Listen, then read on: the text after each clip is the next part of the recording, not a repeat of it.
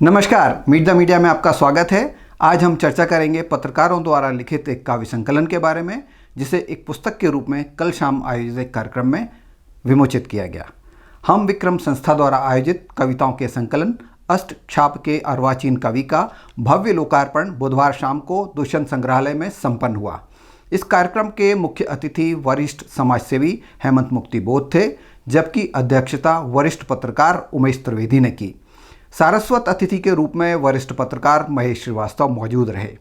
इस संकलन का संपादन जाने माने पत्रकार पंकज पाठक द्वारा किया गया है, जिसमें देश के 8 प्रमुख पत्रकारों की कविताएं शामिल हैं। इन कवियों में उमेश त्रिवेदी, पंकज पाठक, शिल्पा शर्मा, अजय बोकिल, कौशल किशोर चतुर्वेदी, आरिफ मिर्जा, डॉक्टर वंदना शुक्ला और आरती शर्मा का नाम शामिल है। कार्यक्रम का संचालन अंतर्राष्ट्रीय ख्याति के हिंदी सेवी और लेखक डॉक्टर जवाहर कर्नावट ने बखूबी किया, जबकि आभार प्रदर्शन मशहूर उर्दू शायर और एंकर बद्र वास्ती ने किया। इस संकलन का आवरण प्रख्यात कलाकार प्रोफेसर आलोक भावसार और हरिओम तिवारी द्वारा तैयार किया गया है। अष्टछाप के अर्वाचीन कवि को भक्तिकाल के कृष्ण भक्ति धारा के महान अष्टछाप कवियों को समर्पित किया गया है। यह काव्य संग्रह पंकज पाठक के संपादन में पिछले 1 वर्ष के भीतर प्रकाशित तीसरा साझा संकलन है, जो पत्रकारिता और साहित्य की जुगलबंदी का अनूठा उदाहरण प्रस्तुत करता है। समारोह में बड़ी संख्या में साहित्य प्रेमी और शहर के गणमान्य व्यक्ति उपस्थित थे। इस अवसर पर वक्ताओं ने काव्य संग्रह की सराहना करते हुए इसे साहित्य के क्षेत्र में एक महत्वपूर्ण योगदान बताया। तो मीट द मीडिया में यह था एक छोटा सा अपडेट, लेकिन जाने के पूर्व इस कार्यक्रम की प्रमुख जो झलकियां हैं जरूर देखते जाइएगा। और अगर आप इस चैनल पर नए हैं तो आपसे निवेदन है कि इसे आज ही सब्सक्राइब कर लेवें। धन्यवाद।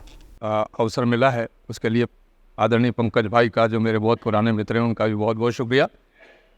और जो कविता मैं आपको सुनाने जा रहा हूँ उसका एक पस मंज़र मैं आपको बताना चाहूँगा कि 1980 के दशक की शुरुआत में इंदौर में एक बतौर ख़ास पत्रकारों के लिए एक बस्ती बसाई गई थी। 45-46 मकान हैं उसमें, और उसका नाम है संवाद नगर।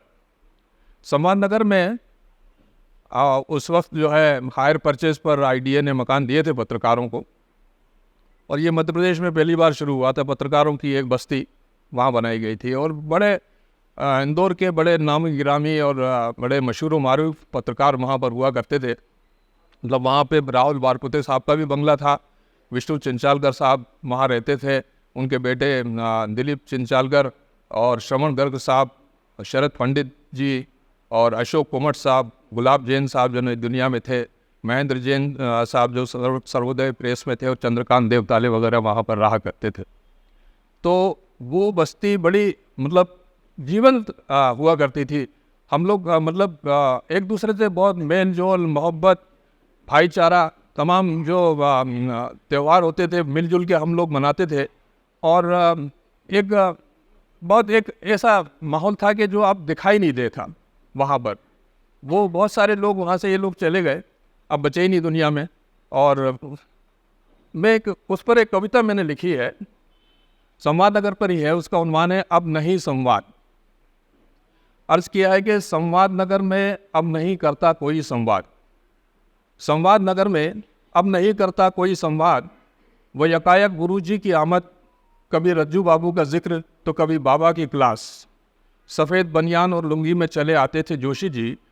कोटिया दंपत्ति को बेतकल्लुफ़ी अब कहाँ। पीछे वाले घर में जीवंत जैन परिवार के यहाँ से अक्सर भेजे जाते दाल बाफले। देवताले जी ने कई कविताएं रची और सुनाई थी हमें, कभी कुमट साहब तो कभी शरद पंडित की आमद। संवाद नगर की फिजाओं में अब वह अपनापा नज़र नहीं आता। दिलीप चिंचालकर साइकिल से चले आते थे हमारे यहाँ। शाहिद जी बोलते और बोलते चले जाते, और दिलीप जी बस सुनते रहते। संवाद नगर में ईद और दिवाली की खुशियाँ अब नुमायाँ नहीं होती। ये सब जैसे पिछली सदी की बातें हो गई हैं। वे बेमौके पत्रकार मित्रों की बैठकें, वे किस्से, वे ठहाके अब कहाँ। शाहिद जी का वो गर्दन उठाकर मुस्कुराना और गले लगा लेना याद आता है। रद्दी वाले से लेकर सब्जी वाले तक, ऑटो वाले से लेकर पोस्टमैन तक सभी तो शैदाई थे उनके। पिछले वसंत में जब संवाद नगर से गुजरना हुआ तो मौसम बहार फिजा में तब्दील दिखी। घरों के सामने सूखे पत्तों की कतारें सड़क पर बिखर रही थीं। एक अजीब सी खामोशी तारी थी। संवाद नगर के वो लोग जो मुल्क अदम को रुखसत हो गए, अपने साथ इस बस्ती की तमाम रौनकें भी ले गए। बुढ़ा चुके दरख्तों में दिखाई दिया उन सभी का अक्स। माफ़ कीजिएगा, संवाद नगर में अब नहीं करता कोई संवाद।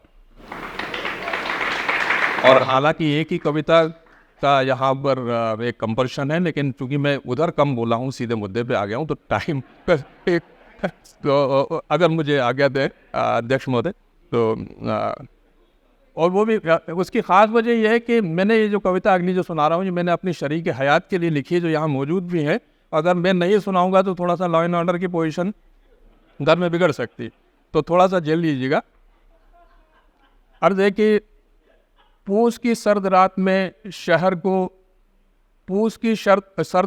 शहर को कोहरे की चादर उड़ा दी थी।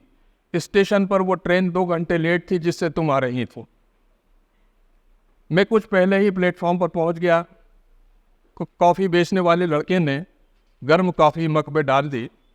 मैंने उसी से पूछा, तुलसी एक्सप्रेस कब आएगी? वो बोला, कोहरे में गाड़ियां लेट हैं, आपकी गाड़ी आधा पौन घंटे में आ जाएगी। छुट्टे लौटाते हुए लड़का बोला, बेचैन लगते हो, कौन आ रहा है? मैंने कहा